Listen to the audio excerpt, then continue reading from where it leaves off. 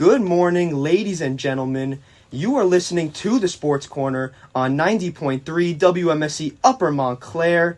I'm your host, Sebastian Stratton, joined alongside Lorenzo Gonzalez and James Gregg. Welcome back. Gentlemen, how are we doing today? Doing great. I'm happy to be back on the Sports Corner. Just happy to be here.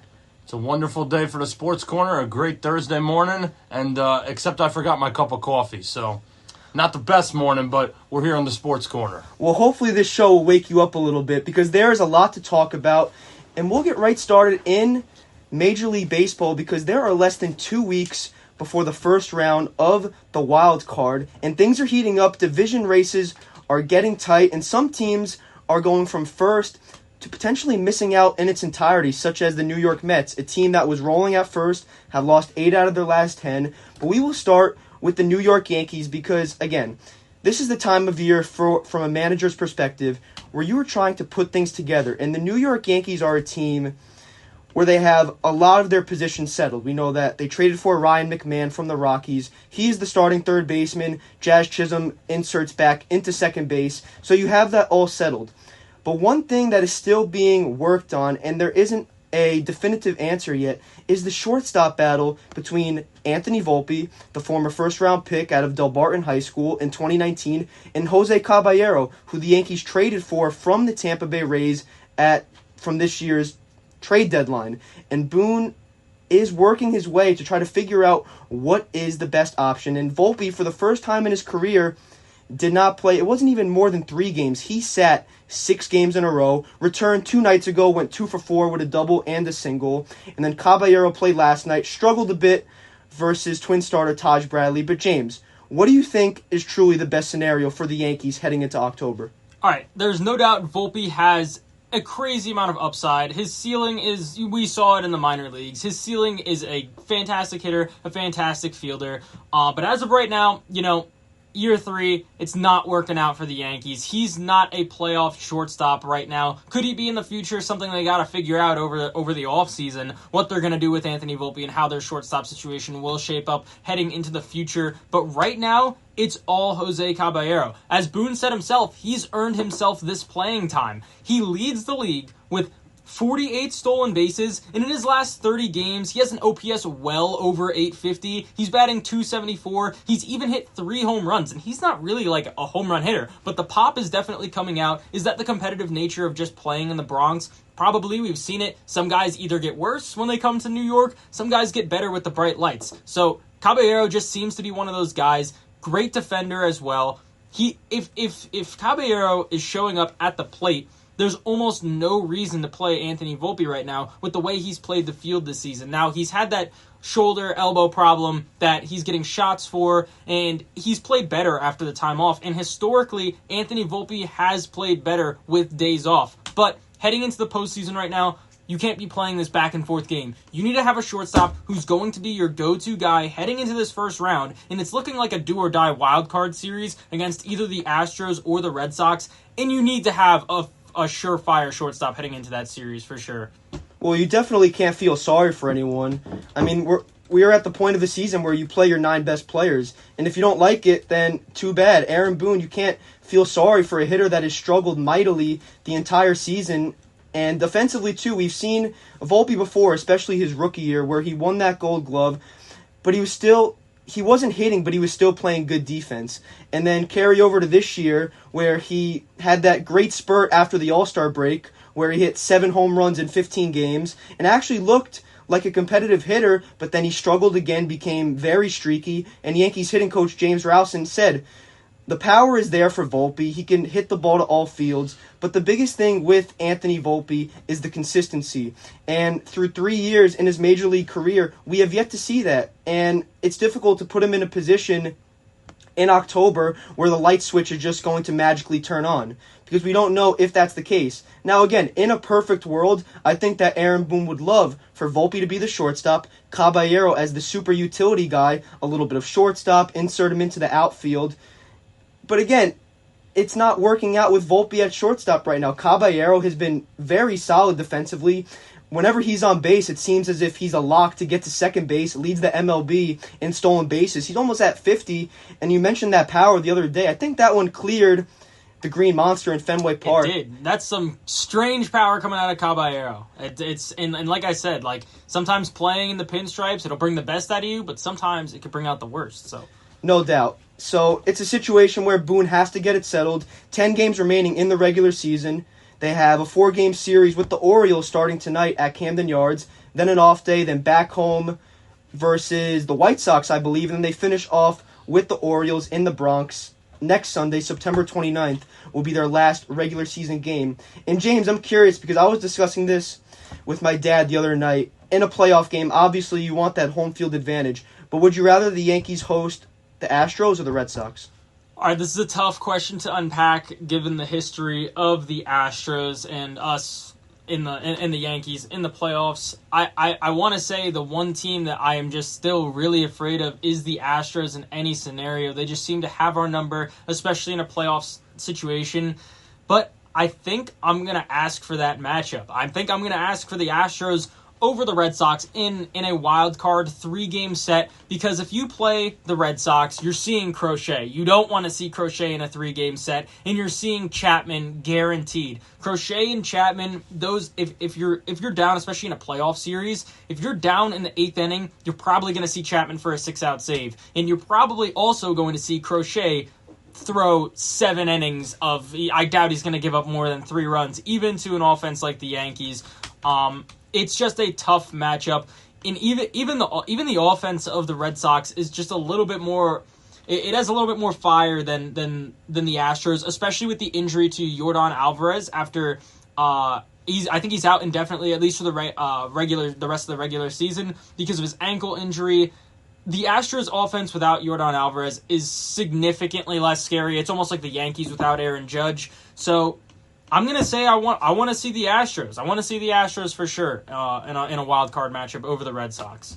I agree. I do not want to face Garrett Crochet. He's been a Yankee killer this season. And again, if you have Crochet, this is a team. No matter what, I think even if Crochet starts, and I know Boone likes to play matchups, I don't think Rosario will be at third base. I think they'll stick with McMahon because of his defense. And again, I don't like McMahon's chances versus Crochet. I think that Rice probably catches and then Goldschmidt plays first. Rice behind the plate, obviously the outfield, Bellinger in left, Grisham in center, and then Judge in right. So very interesting for sure. And the Yankees have a lot to figure out. I think that after last night's game, Devin Williams is starting to work his way back in that circle of trust. Luke Weaver, he struggled a little bit, but I do trust him in a lot of high leverage situations. Even Camilo Doval looked good in the 9th inning. Not saying he's going to pitch big innings in October, but I trust those guys. I thought Williams looked good. When that changeup is dropping like that and you compare that with his fastball, which actually had a little bit of more velocity to it, because normally Williams sits 93, 94, and he's been able to uptick it a little bit, and it's been sitting 95, 96. So we will see about the New York Yankees. But staying in the American League and taking a flight to Seattle, the Seattle Mariners, are a team that for a large portion of the season were sitting behind the Houston Astros in the American League West. And there was a little bit of history with this team 2 days ago as Mariners catcher Cal Raleigh hit his 55th homer of the season 2 days ago, September 16th, to pass Yankee legend Mickey Mantle for most home runs ever in a season by a switch hitter. And on that same night, later in the game, tied Ken Griffey Jr. for most home runs ever by a Seattle Mariner with 56. And I know we can get into this whole debate about the American League MVP, Judge, Raleigh. That's a competitive one because both of them are definitely worthy. Judge is just out of this world, seems to be clicking again. And then Raleigh, if he gets to, 10 games left, he's at 56. Can he get to 4 more to get to 60 with 10 games remaining? I don't know. I definitely wouldn't put it past him, but we will see. And again, James, the question I'll put out there is, this Mariners team, they've made some history, and they have seemed to claw their way back and put themselves in a very good position in the American League. Do they have a chance to make some noise in October? Absolutely. I mean, the Mariners are another one of those underrated teams. I feel like they're missing a few pieces to really be that dangerous threat that we know they can be. But the biggest thing for their turnaround, Julio Rodriguez was pretty much non-existent during the first half of the season, and the second half of the season, he's come out like actually crazy, especially after the All-Star break. Enough to carry an offense like we know he can. And when you pair a guy who like Julio Rodriguez, an absolute spark plug, with Cal Raleigh, who is having, like, you know, the dream season. It's the Cal Raleigh season, honestly. Like, if Aaron Judge didn't exist, he would be the surefire MVP. But you know, it's the season of Cal Raleigh. He wins the home run derby. He's got the most home runs right now, and the way he's hitting him, it's honestly not out of the question. I'm surprised nobody's really talking about it. He could very well get to 60 and maybe even make a bid for the AL home run record that Judge set, 3 years ago? And if that happens, I feel like if he gets to 60, the writers and the voters are going to want to say he's the MVP, even though he's really not. If that production coming from a catcher is almost unheard of, and he's having a fantastic, phenomenal season. He might even be having arguably the best catching season ever, offensively. But you pair a guy like an MVP candidate in Cal Raleigh with Julio Rodriguez, and then you pair their really dangerous rotation that people have seemed to forget about. Their rotation is nasty. They got guys like Logan Gilbert. They got guys like Luis Castillo. You just don't want to see them. And then especially late in the game, Andres Munoz, one of the best closers in the league. You just don't want to see that. It's a team that can be a disruptor in the playoffs and can upset a lot of people. So I wouldn't want to see them in the playoffs. They're definitely a dangerous one.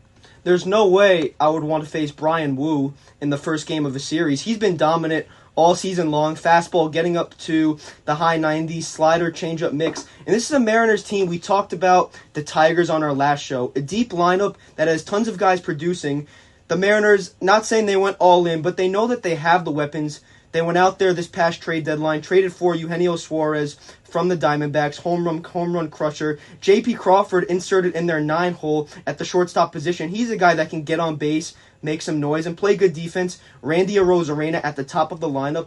This is a team that you don't want to face, these feisty teams in the playoffs. And obviously the Yankees, on the other hand, are a team, it's very simple offensively. When they hit home runs, they win baseball games.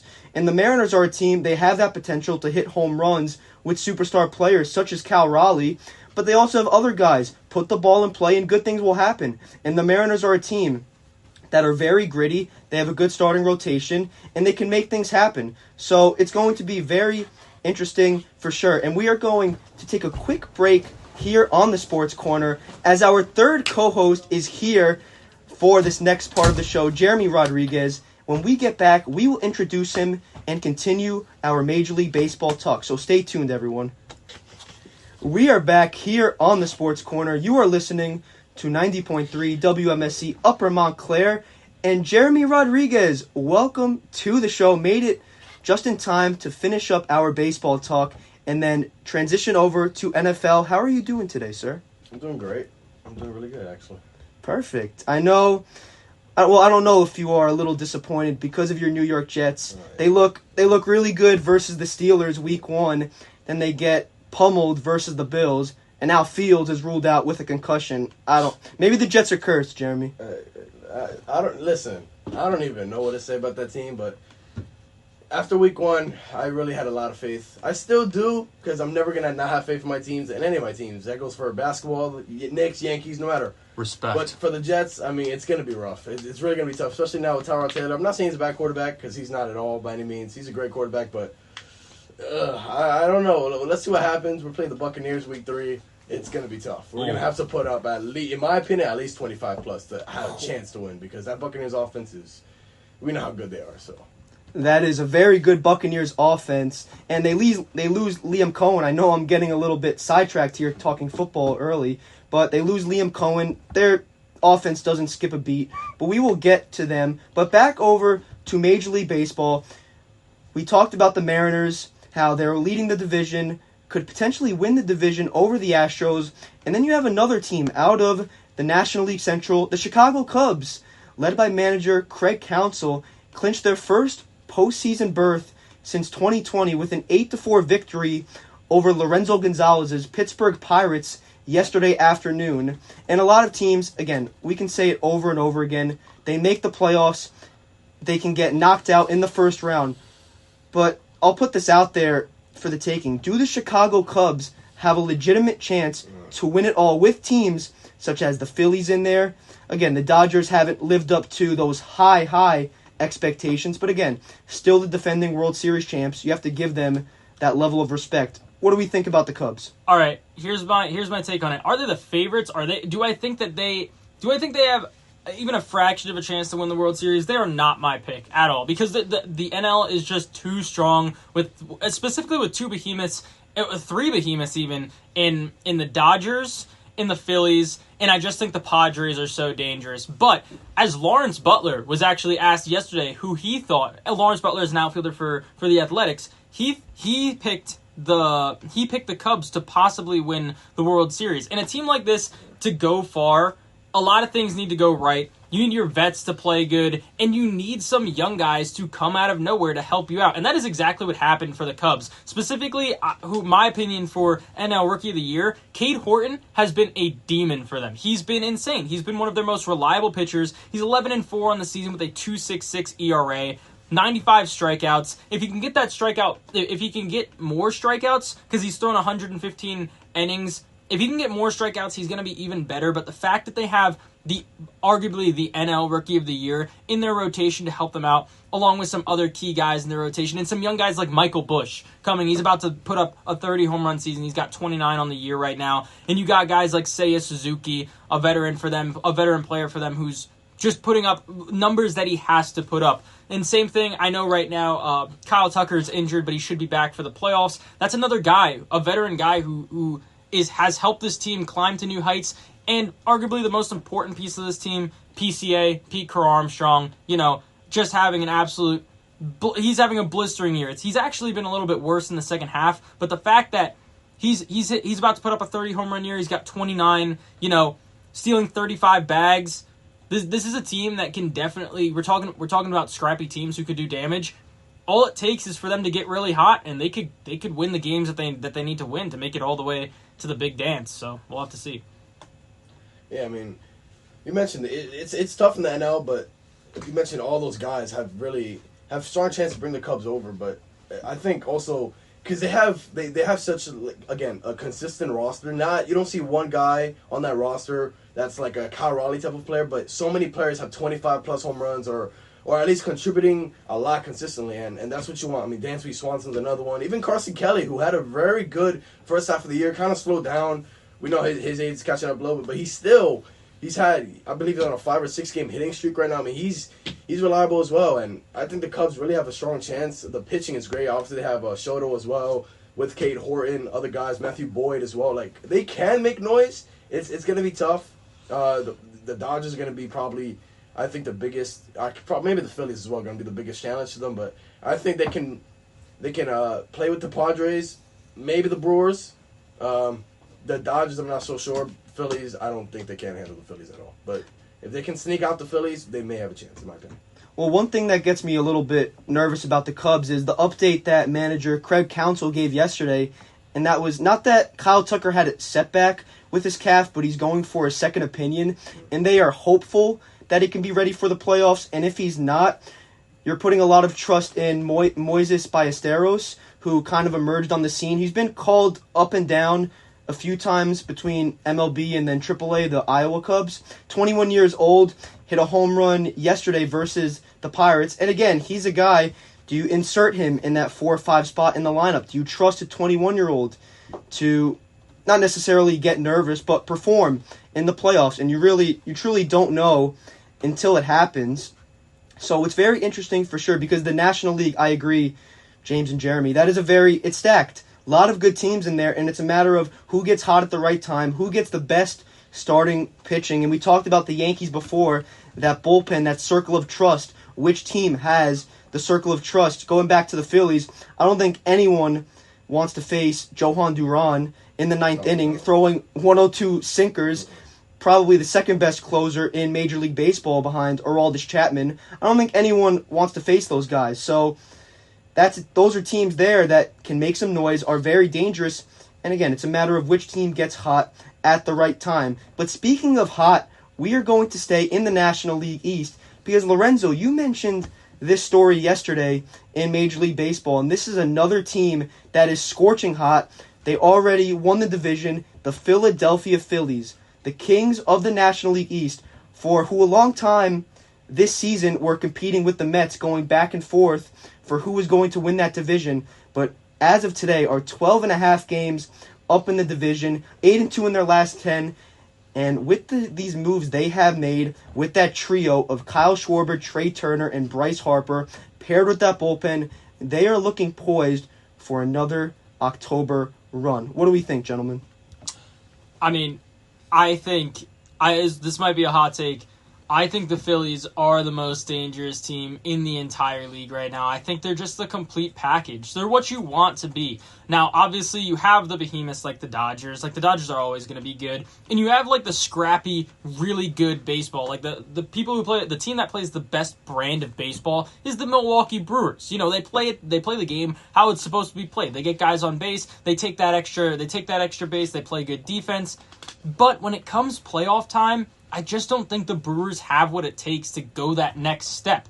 The Phillies have what it takes. They have the rotation, they have the bullpen, and they for sure have the lineup. Like you said, Kyle Schwarber having another 50 home run season, that's crazy. You pair that type of production with Trey Turner and Bryce Harper and the rest of their guys in their lineup who play key role pieces in their lineup. They know they have that star trio at the top of the lineup. They're not trying to do too much. They get on base for them so that they can drive them in. I think the Phillies are the most dangerous team in the entire playoffs this year. For sure. They can be very, very dangerous. And I liked something that Joe Girardi said last night on the call with Michael Kay as his color guy. He said, and he was the Yankee manager and also managed the Phillies for a brief stint, but he was the Yankees manager from 2008 up to 2017, made the World Series in his first 2 years, and he said something, and what he said was, to win a World Series every single year, you need players to step up that going into spring training, you don't believe that they will have a large role going into the season. Now, you think for the Yankees, well, who could that be? Trent Grisham. No one thought going into the regular season that Trent Grisham was going to play a big role for this Yankee team. It was supposed to be Jason Dominguez in left, Bellinger in center, and Judge in right. We always knew, and he's a multiple-time Gold Glove winner, we always knew that Trent Grisham could play defense. But now he's starting to hit 2 home runs last night. Paired with that Gold Glove defense that hasn't skipped a beat, he is a guy that has emerged on the scene. Another guy that I think of for the Phillies, Harrison Bader, who also plays Gold Glove defense in center field, hitting .283 on the year, 16 homers, 53 RBIs. He's someone else that has emerged on the scene and provides that great defense in center field. Jeremy, what do you think? I mean, both of you guys have said just tremendous takes. I mean, the Phillies, I think, I agree with James, probably are the most dangerous team. I mean, all the guys that they have, when you look at the 1-2 punch that they have in Christopher Sanchez and Luzardo, I mean, you really can't do too much better than that, especially with the season that they're having and just the hitters as well. Schwarber, 50-plus home runs, and then you have Bryce Harper even, and even Trey Turner, and obviously Harrison Bader, who all of a sudden got hot, and that's all the team needs sometimes, is someone who gets hot out of nowhere, and it's really going to help the Phillies down the stretch, especially if Harrison Bader can play well, and JT Realmuto, if he finds a way to get high in the playoffs as well. That's all you really need. Nick Castellanos, who's had statistically wise a down season, but he's still another guy who has playoff experience, who had a great year last year. He knows how to play baseball. He knows how to play the sport. He knows what it takes to win. And again, so many guys who've been on who were on the team last year, who had that experience, on that team again this year. I mean, they have the experience, they have the talent, and I mean, they have the record too. It's gonna be a really good postseason. And a key thing about the Phillies that not many teams have is they have big moment performers, and they don't have just one. Some teams might be lucky to have one. They're searching for that clutch guy. They have multiple clutch guys, like you said, Jeremy. Nick Castellanos, down year. You're not going to be worrying about him heading into the playoffs. Last year and years prior, he's one of the biggest playoff performers. Same thing with Kyle Schwarber. Same thing with Bryson Stott. Same thing with Bryce Harper. Same thing with JT Realmuto, and same thing with Trey Turner. They have guys up and down the lineup that are not afraid and don't shy away from that spotlight. In fact, they actually yearn for it. They want that big moment, and that just makes them so scary to pitch to come October. Very well said by both of you.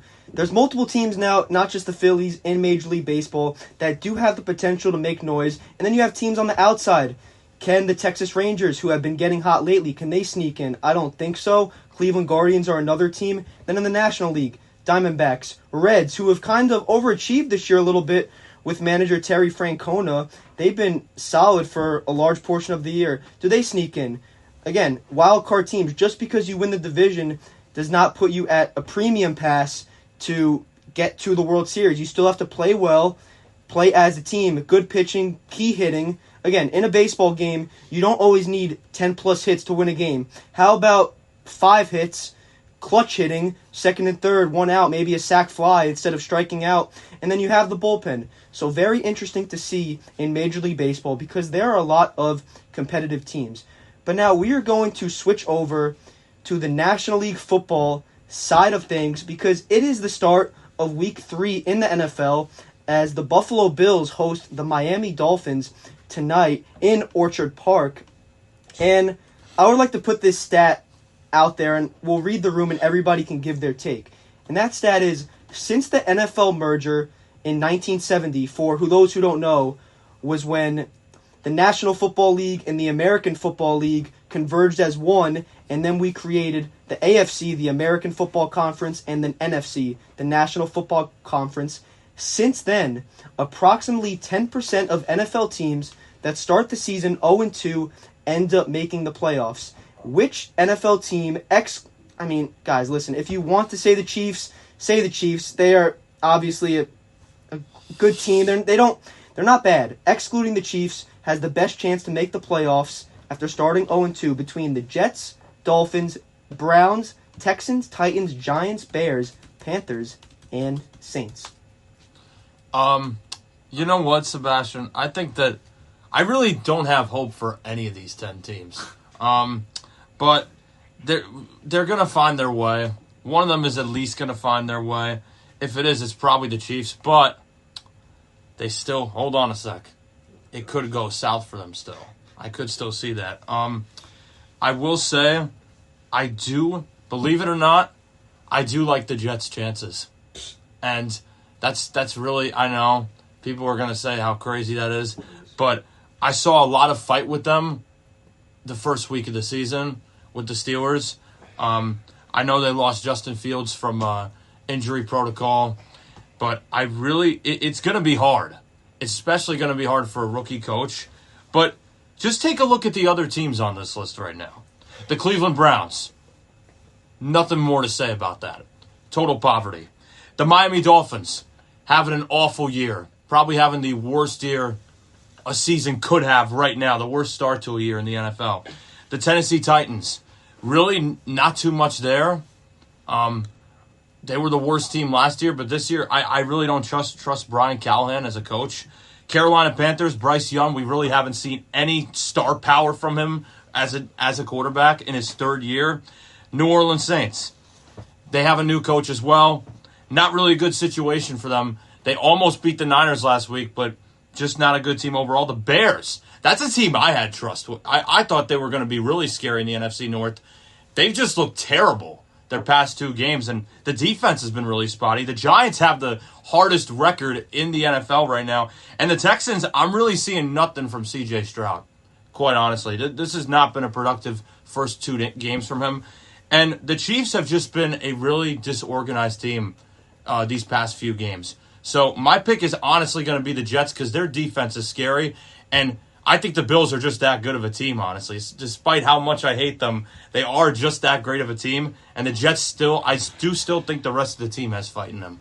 Yeah, this is cheating, but I feel like it's going to be the Chiefs. I mean, it's just so hard to count that team out. But like Lorenzo said, you look at the teams on this list, and it's hard to say, it's hard to pick one out and be like, yeah, they're going to be good and they're going to bounce back. Because there's not, I only see the Chiefs here. That's really going to do that. I just think it's really hard, across the board, just to count them out. But I do have to say, I don't think Russell Wilson is going to play like this every game. I don't think anybody can count on it.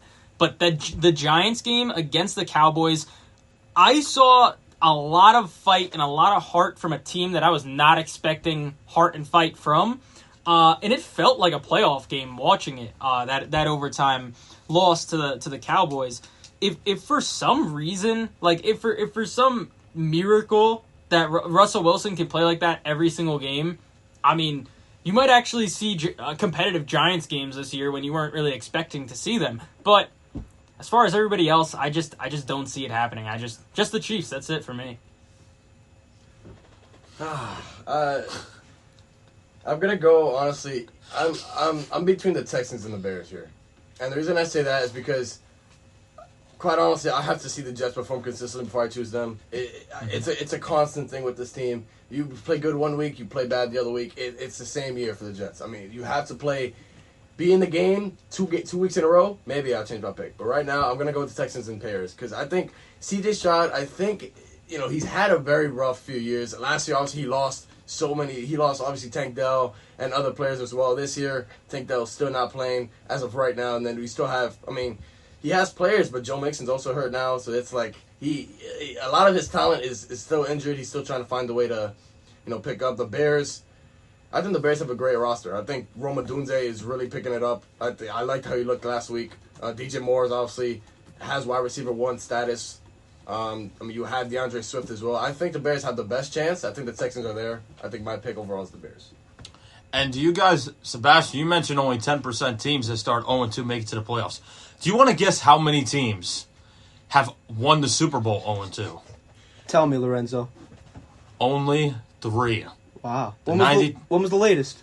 The latest, believe it or not, was the 2007 New York Giants. Wow. The team that famous helmet catch in Super Bowl 42. The other 2 teams were the 93 Cowboys and the 2001 Patriots. Very, very interesting. Jeremy, you read my mind there. I agree with the Bears and the Texans. But if I am going to choose one, I think I'll go the Texans for 2 reasons. Number 1, the Bears are in much more, I would say 100 times more competitive of a division. Again, you have to play the Packers twice, Vikings, and Lions. That Bears defense looked like Swiss cheese versus the Lions. And again, the Lions offense is one of the best in the NFL. But again, this is a unit led by Dennis Allen, defensive coordinator, who was the head coach for the Saints. But I think a lot of people panic early in the season, and a lot of people forget how good of a coach and a leader DeMeco Ryans is. 3rd year at the helm of the Texans, made the playoffs in the first 2 seasons. And this is a team that has looked very competitive in their first 2 games. They lost to the Rams 14-9. They held an offense that has multiple stars, Kyron Williams, Devontae Adams, Cooper Kupp, Matthew Stafford still playing well. And then they lose to the Buccaneers late. Their defense falls through. But this is a Texans team. They are starting to get a little more healthier. Christian Kirk is going to be returning this week after missing the first 2 weeks with a hamstring injury. But it's very simple. C.J. Stroud needs to play better and hopefully break the Ohio State curse. That is, Ohio State quarterbacks don't perform well in the NFL. Justin Fields and C.J. Stroud, we are counting on you two. So it's very simple. It's similar to baseball. In baseball, you're only as good as your starting pitching. In football, you are only as good as your starting quarterback. And C.J. Stroud, he has the weapons, needs to give Nico Collins the ball more. Offensive line that has been hurt a little bit. New names there, Jake Andrews at center, Ed Ingram, Titus Howard. So this is a team they need to block for C.J. Stroud and then play well. I'm not panicking too much. I think that the Colts are probably the best team in the AFC South right now. Daniel Jones has looked phenomenal. Again, only week 3, I get it. But this is always a division, it seems yearly, that the AFC South is always wide open. And then they have players on defense, Will Anderson, C.J. Gardner-Johnson. So very early, and they can still put it together. But staying in the AFC and a little bit of injury news, Lorenzo, I know how much you dislike the Bengals, so we're going to get your take here. But Cincinnati Bengals quarterback Joe Burrow has been placed on injured reserve and is out for a minimum of 3 months after undergoing surgery for a grade 3 turf toe injury, which he suffered in week 3 versus the Jaguars. Jake Browning steps in as quarterback, the third-year man out of Washington. And the question I'll put out there is, after starting the season 2-0, and this is the Bengals team, they never get off to a good start, ever. It seems as if they're always 1-1, 0-2. Will Jake Browning be able to right the ship until Joe Burrow potentially returns in mid-December? No. I'll give you my full thing here. My unbiased take. No Steeler fan perspective whatsoever. This is the second year that Joe Burrow has been on injury and out. This one doesn't sound like it's going to be out for the whole season, though, because it is just turf toe. Let's just make that a disclaimer. He will definitely come back because it's just grade 3 turf toe, which he suffered at that Jaguars game. But really, I don't see this team making the playoffs. I see them going 8-9 again, or 9-8, and I see them finishing 3rd place in the division. Now, when you have a team that only pays 3 players, doesn't make any changes on the offensive line during the offseason, makes barely with a stick, gets Trey Hendrickson to sign a contract again for this team, expect no good results. Because you can't have a great football team with only 3 star players and a guy who is you're already on terrible terms with on a contract. There's no offensive line or changes to it by the management or team personnel, and I really just don't see any care from ownership from a football fan's perspective. Nobody in the organization really cares, it seems, about Joe's protection because there has been, and we've seen it week in and week out, they are the weakest. If you were to ask me who the weakest 2-0 team honestly is, it's definitely the Bengals. They have barely been able to win their past 2 games. They beat the Browns by 1 point. They come away with a very small marginal win over the Jaguars. I'm just really not impressed. And if Joe Burrow, and I've kept saying this for the past 2-3 years now, if he keeps taking these hits and keeps getting the injuries that he has, we can definitely see an Andrew Luck 2.0 arc coming here. Because I really don't see him winning a championship with this team if this is the way they're constantly going to be. And the best way that I can describe the Bengals ownership, they are probably the only team I've ever seen that has their legends pay for their, the Ring of Honor thing that they do with all their organizations. Boomer Esiason, legendary Bengals quarterback, former NFL MVP, has stated that the Bengals make the players pay for their spot in the Ring of Honor. Gentlemen, what team in the NFL makes their players pay to be in their Ring of Honor, to get their hotel and their flight in to be a part of their Ring of Honor ceremony? I just don't see that. This is the worst 2-0 team in the league by far. And with Jake Browning, I know he's not going to steer the ship. Let's not lie to ourselves. He had a nice outing in 2023, still couldn't get the job done. This team doesn't have enough to work with if you are in a quarterback position. Listen, there's no doubt that their odds of making the playoffs have plummeted after this injury. I mean, do I think they're going to make the playoffs? Probably not. But if you're a fan of the Bengals, does that mean you should stop watching? I don't think so. So, Lorenzo touched on it back in 2023. There was Joe Burrow had a wrist injury, and then Browning was forced to step in for that as well. He went 4-3, and he has a 2-0 start. So if he can just, like you said, if he can just tread water and keep their head above the water without letting them drown, maybe there's a chance. It depends when Burrow comes back as well, because it still kind of is up in the air, even though it's going to be mid-December. I just think they need to float. If they can float, then it fully depends on the performance of Burrow. They just got to come back and play absolute ace football. They have to, they just have to survive. That's what it is. It's survival right now. And Browning was handed a 2-0 cushion. So if they can just keep their head above the water, like I said, I don't think they're going to make the playoffs, but that doesn't mean you shouldn't stop watching because, anything could happen. I think for me, I'm going to say this. They're 2-0. If Jalen Hurts can do it, Jake Browning can do it. Because Jalen Hurts has looked like a very bad passing quarterback. And there's been rumors about it all the time that, can he throw the football? Jalen Hurts. Jake Browning, you have 2 great receivers. T. Higgins, Jamar Chase. Jamar Chase, remarkable game last week. You have also Chase Brown, who, yes, the offensive line is very poor for the Bengals. I obviously, everybody can agree with that. But if they can just find a way to just do as much as you can to get these, no matter how many points you win by, whatever the margin is, you still get a win. And I think that's the biggest thing that the Bengals can look on. Yes, they know how to win close games. And I think for Jake Browning, knowing that his team's able to sneak out wins is probably the biggest thing for him, because he's probably not going to go out there and put up 3 touchdowns a night, realistically. But I think he's a good enough quarterback to at least give the Bengals potential. And if Jamar Chase gets the ball, sometimes that's all you need to win a football game. Because Jamar Chase, the talent that man has is remarkable. So I think the Bengals do definitely have a chance, in my opinion. I thought you all made great points there. Lorenzo, I totally agree with the fact that as ownership, if you only play 3 players, people forget this isn't tennis, this isn't golf. You need to surround your team with players to have an actual competitive team. This is a Bengals team. They pay Jamar Chase, they pay T. Higgins, they pay Trey Hendrickson. What do they do on defense? Oh, nothing. You know what they think? They think that firing Lou Anarumo, defensive coordinator, who now looks great as the Colts defensive coordinator, and promoting Al Golden, who was the Bengals linebacker coach last year. Again, it's not going to make things work. They don't pay anyone on defense. They don't have any superstars besides Trey Hendrickson. That secondary always looks like Swiss cheese. And again, this is a Bengals team. They are going to have, similar to the previous 3 years, I would say, they have to win games because of their offense.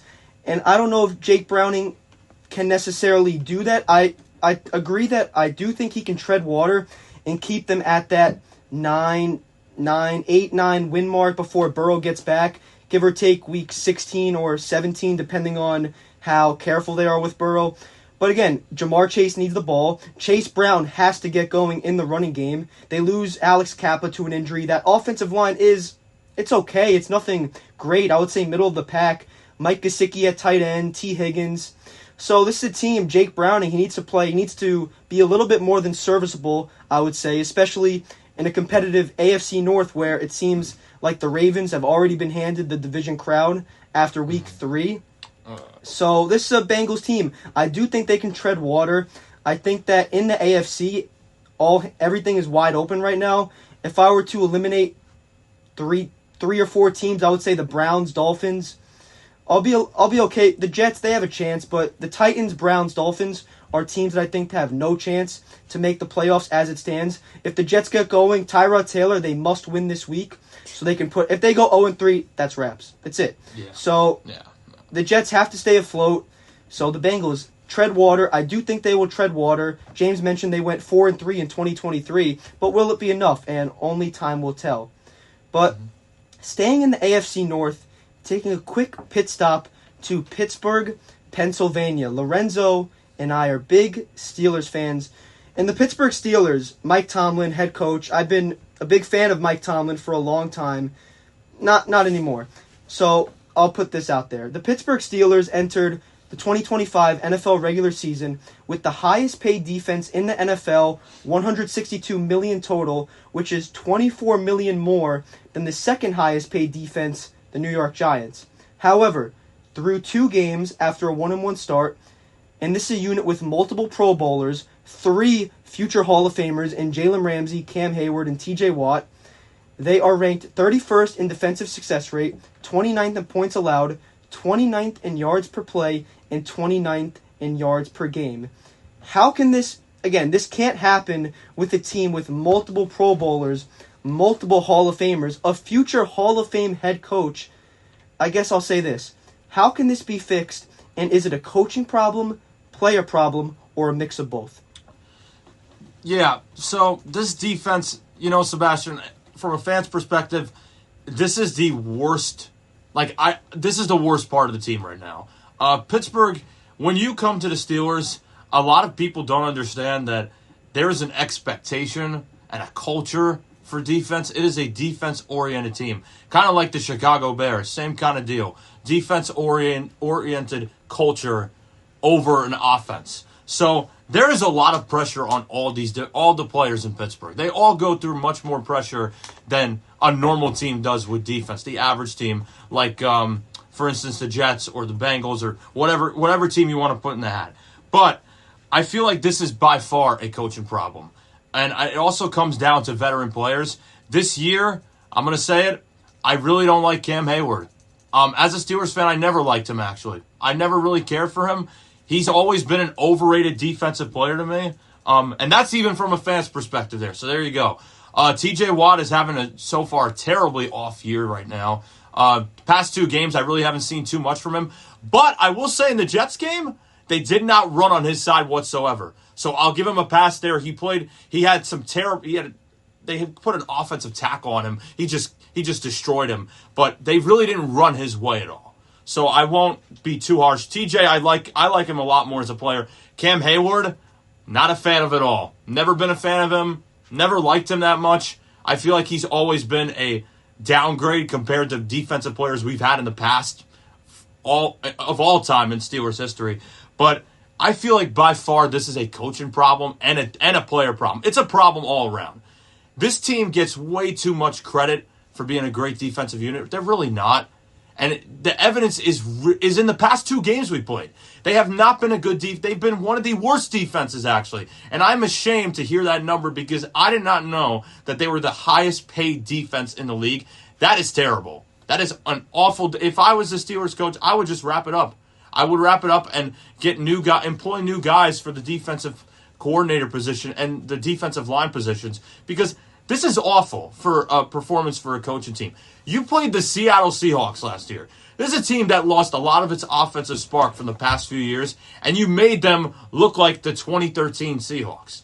It's terrible. It's really just a mess all around, and I really don't know if you can fix it other than motivating the players themselves. Now, the secondary, however, not talking about the front, the secondary, I love the secondary. Jalen Ramsey, incredible acquisition. They have been great in the secondary and the cornerback position, but D-line, I don't like it at all. I don't like the pressure that they're putting up. And I used to be a former linebacker myself. I used to play as a linebacker. I don't like their schemes. I really don't as a team. And that will be, if they don't make the playoffs this year, that will be the nail in the coffin for them, is that front line.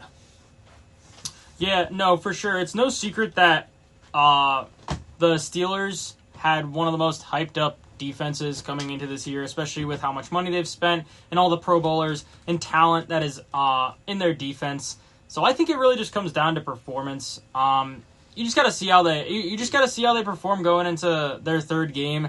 And if it's really just if they're really just getting taken advantage of and it's not looking good, especially with all the talent and money that they've spent into this, then you gotta start firing people. You gotta start going to the coaching. And I like you said, it could be a mix of both. But right now, I feel like there's no excuse why the talent that they have on that roster and the talent that they have in front of them isn't performing. So I don't know. I think it's a stark mix of both, honestly. We kind of covered our bases there. Yeah, I mean, from what I saw in week 1, because I was at that game, personally, I think it's a mix of both. Honestly, I think it's because I think a lot with the Steelers is, like Lorenzo mentioned, expectations, and I think that's a big thing for the Steelers. I think they need maybe a few weeks to kind of realize that, okay, the Steelers, they're known for defense, and they need maybe a few weeks to get it going. And now week 3, they play the Patriots on the road, so I think that's going to be a big test for them to see what this defense is really made of, see if they're able to stop, this Patriots offense, who it's not really that dynamic, but they can. Obviously, they won a game already this year, so 2 1-1 teams going at it. Let's see what happens, but I think it's a mix of both for sure. I think it's more players. Obviously, I think they just got to get more rhythm into the season. It's only week 3, so I think it's a long ways to go, and I think it is a mix of both. No doubt. Well, I'll say this. Multiple defensive coordinators over the past few years. Keith Butler retires. Terrell Austin gets promoted. In the Steelers' last 5 playoff games, not wins because they haven't won a playoff game since Barack Obama was president. So this is a team in their last 5 playoff games have allowed 25-plus points, including 4 out of 5 games where they allowed 30-plus points. You switch players. You sign new players. You change defenses, linebacker coaches, outside linebacker coaches. But do you want to know what the one constant is in Pittsburgh throughout all of this, the mediocrity? It's head coach Mike Tomlin. 100%. Mike Tomlin, who has long been known for his winning seasons, has never sustained a losing season in his coaching career. But again, at what point does winning and going over 500 turn into mediocrity? I don't really know. It's very difficult to process. So this is a team, they have to get it going. They haven't played well. Everybody is saying the right things in the postgame, but again, you can use your mouth all you want. Do it. Show the league the steel curtain, and the standard is the standard. But that is going to do it here on the Sports Corner. You have been listening to 90.3 WMSC Upper Montclair with Sebastian Stratton, Lorenzo Gonzalez, James Gregg, and Jeremy Rodriguez. That is going to do it here today. Enjoy your Thursday, everyone. Have a great Thursday night football, and have a great day. We will see you next week.